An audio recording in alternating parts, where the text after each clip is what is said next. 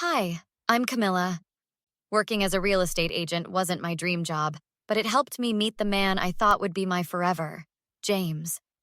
Little did I know his mother would turn my life into a never-ending nightmare. You're perfect for my son. Finally, someone who understands our family's standards. Those were Patricia's first words to me, dripping with fake sweetness at our engagement party. Mom can be intense about family stuff, Emma, my now sister-in-law, said quietly during the party. Just be prepared, okay? The concern in her eyes made my stomach twist. The first red flag waved at our wedding planning meeting. Oh, darling, that dress is a bit common, isn't it? Here's the number of my personal designer.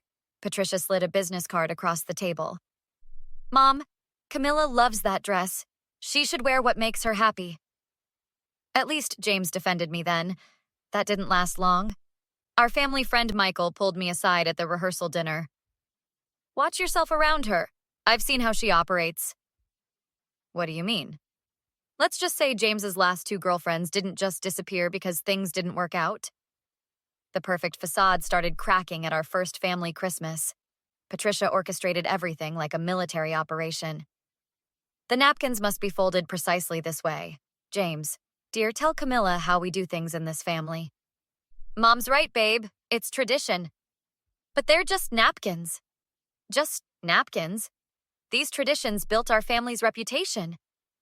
Patricia's mask slipped for a second, her eyes flashing. During dinner, I noticed Emma staying quiet, her eyes down whenever Patricia spoke. Later, she found me in the kitchen. I know Mom can be overwhelming, she said, nervously glancing at the door. She means well, but just don't let yourself get isolated. Maybe we could do lunch sometime? The New Year's party was worse. Patricia paraded us around like show ponions. This is my son James, CFO at Henderson Corp, and his wife Camilla. She sells houses. Isn't that quaint? Later that night, I overheard her on the phone. Of course I'm worried about the family image. Have you seen how she dresses? No, James will come around. They always do. Your mom seems intense tonight. I tried talking to James on the drive home. She's just protective. You're being sensitive again. Michael caught me wiping tears after another family dinner. I've known this family for 20 years. Patricia's, well, let's just say she has very specific ideas about family. James says she's just protective. That's one word for it. Even Emma started finding subtle ways to warn me before family events. Mom's planning something big for Sunday dinner, she'd text. Maybe bring that pearl necklace she gave you. I thought I could handle it.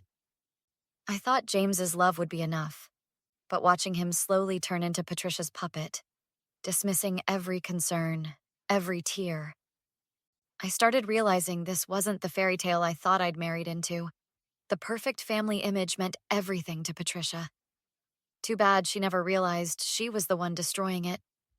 Things reached a whole new level of crazy when Patricia started showing up at my workplace.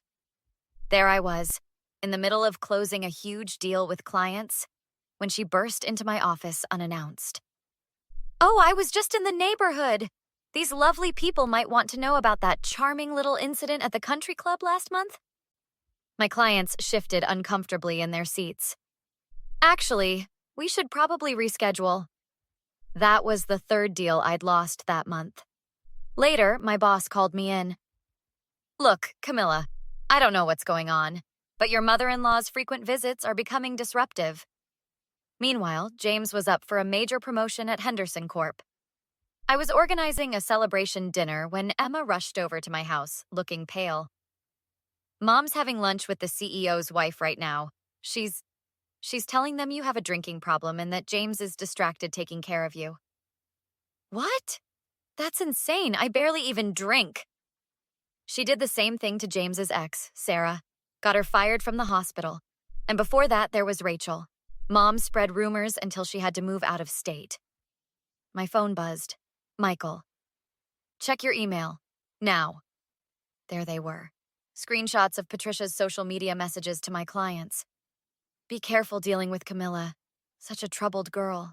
James tries so hard to help her. The breaking point came at Sunday dinner. James had just announced he didn't get the promotion. Such a shame, Patricia sighed. If only you weren't so distracted at home. What's that supposed to mean, Patricia? Well, dear, everyone knows about your issues. The scene you caused at the Thompsons' party? What scene? I wasn't even there. James, sweetheart, see how she lies? Just like that time she claimed I showed up at her office. Mom, stop. No, Emma, your brother needs to know. I saw her just last week having lunch with her ex-boyfriend. That was my client, and you know it. My hands were shaking. James, she's lying. She's been sabotaging my work, spreading rumors. Always playing the victim, aren't you? Patricia smiled that perfect smile. James, remember how Rachel used to make up stories too? That's when Michael spoke up. Actually, I have proof of those stories. Been collecting evidence for months. Evidence? James looked confused. Of your mom's lunch with Sarah last month, and Rachel the week before. Want to see the pictures? Patricia's face went white. Those were just friendly catch-ups. Where you planned how to get rid of Camilla like you did with them. James, I pleaded, please look at the evidence. But he just stood up and walked out. I can't deal with this right now. I watched him go, finally understanding. He'd never choose me over his mother. Never. Patricia smiled triumphantly. Well, dear, looks like history repeats itself. We need to end this once and for all, I said, sitting in Emma's kitchen the next morning. Let's expose who Mom really is. Not to society, but to James.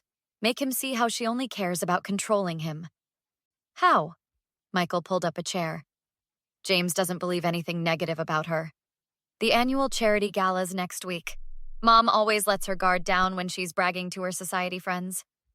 Emma nodded slowly.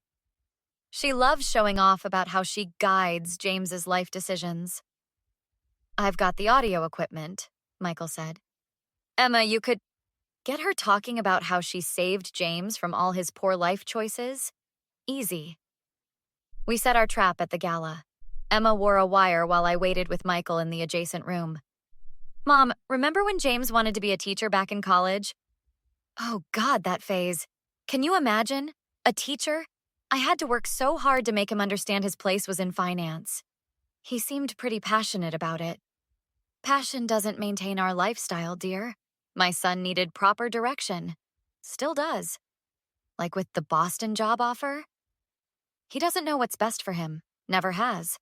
Remember that ridiculous motorcycle he wanted? The backpacking trip through Europe? But what if those things would have made him happy? Happy! He's successful because of me. Everything he is, every decision, every achievement, that's all my doing. My son, my creation. Your creation? Of course. You think he'd be CFO without my guidance? His friends, his career, his clothes, I shaped all of it. Even got rid of those horrible girls who tried to change him. I heard James's voice. Is that all I am to you, Mom? Your creation? Patricia whirled around. There was James, standing in the doorway, hearing everything. Sweetie, I didn't mean... Didn't mean what? That you've been controlling my entire life? That nothing I want matters? Everything I did was for you. No, Mom. Everything you did was for yourself. You didn't want a son, you wanted a puppet. How dare you? After everything I sacrificed? Sacrificed? You sacrificed my dreams, my relationships, my choices. You sacrificed my life for your ego. You ungrateful, I made you perfect. Perfect for who? You? Because I've never felt perfect. I've felt controlled, manipulated, smothered. James, darling, you're making a scene. For once, Mom, I don't care about your precious scenes. I'm done. Done letting you run my life. Done letting you hurt Camilla. Done being your creation. Patricia grabbed his arm. You can't mean that. You need me. You've always needed me. No, Mom. You needed to control me, and that's over. As James walked away, Patricia's perfect mask cracked completely. She crumpled to the floor, wailing, He's mine! My son! My perfect boy! I watched society's perfect matriarch dissolve into a sobbing mess, finally exposed for what she truly was. Not a loving mother, but a puppet master who'd just lost her favorite toy. The weeks after the gala were chaos. Patricia showed up at my door at midnight. Mascara streaked down her face. He won't answer my calls, my own son, after everything I've done for him. Like lying about his father being sick to control him. I protected him, made him strong. Without me, he's nothing. James came by my temporary apartment the next morning looking destroyed. Dad's funeral was because of her stress games. All these years, she used his memory to manipulate me. She used everything to manipulate you. I've been such a fool, Camilla. I let her destroy everyone I cared about. I let her destroy us. You chose not to see it. Give me another chance. I'll take that job in Boston. We can start fresh. The job you rejected because she convinced you your dead father would be disappointed? Emma arrived with a box of my things from the house. She's losing it completely. Showed up at the country club screaming about ungrateful children. They had to call security. How are you holding up? Honestly, relieved. She can't use Dad's memory to control us anymore. It's like we're finally free to grieve him properly. Michael called with unexpected news. That Chicago firm I mentioned? They saw how you handled everything. They want you to run their luxury division. Chicago sounds perfect right now. The divorce papers arrived with a note from Patricia. You turned my son against me. I'll make you pay for destroying this family. I dropped it in the shredder alongside her other threats. James made one final plea at my farewell dinner. I'm selling the family house, cutting all ties with her. Please, Camilla. The fact that you think that fixes anything shows you still don't understand. What do you want me to do? Nothing. I want you to do nothing. I'm done. Emma grabbed my hand. You'll keep in touch, right? You helped expose the truth. You're stuck with me as a sister forever. 6 months later, Michael sent me a news link. Patricia had been caught on camera having another meltdown at a charity event, screaming about her ungrateful son and his manipulative wife. My phone lit up. Unknown number. Camilla, please. I'm in therapy. I've changed. James needs... Delete. Block. Freedom. From my Chicago office, I watched the snow fall over the lake. A client recognized my former last name. Any relation to that society woman who lost it? The video's viral again? No relation, just someone who taught me what real family isn't. The best revenge wasn't destroying Patricia. It was letting her destroy herself with her own poison. What would you have done in James's position? Forgiven your mother and tried to rebuild your relationship after discovering years of manipulation, or stood by your spouse and cut all ties? Share your thoughts in the comments below. Think about it. Does family loyalty have limits? At what point does protecting your marriage become more important than maintaining toxic family bonds? If you've ever had to choose between your spouse and a controlling parent, let us know how you handled it. Your story might help others facing similar situations. Hit like if you think Camilla made the right choice by walking away, and subscribe to catch more stories about standing up to toxic relationships. Your comments help build a supportive community where we can discuss these difficult family dynamics together. Remember, sometimes the strongest thing you can do is walk away. What's your take on this?